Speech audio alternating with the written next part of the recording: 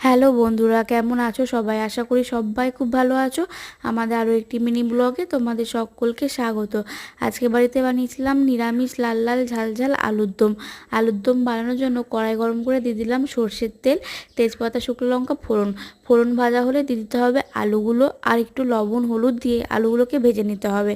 আর এদিকে আদা আর শুকনো লঙ্কার একটা পেস্ট বানিয়ে রেখেছিলাম, সেই পেস্টের মধ্যে দিয়ে দিলাম জিরে গুঁড়ো, ধনে গুঁড়ো, লবণ আর হলুদ দিয়ে ভালো করে গুলে নিতে হবে। তারপর ওই আলুগুলোর ওপর দিয়ে দিতে হবে, আর পরিমাণ মতো একটু লবণ দিয়ে দিতে হবে, আর একটু কাশ্মীরি লাল লঙ্কার গুঁড়ো দিয়ে দিতে হবে কালারের জন্য। তারপর মশলাটাকে ভালো করে কষাতে হবে, আর কটা চেরা কাঁচা লঙ্কা ঝালের জন্য দিয়ে দিতে হবে। মশলা কষানো হয়ে গেলে দিয়ে দিতে হবে পরিমাণ মতো জল। তারপর ঢাকা দিয়ে সিদ্ধ করে নিলেই রেডি হয়ে যাবে লাল লাল ঝাল ঝাল আলুর দম।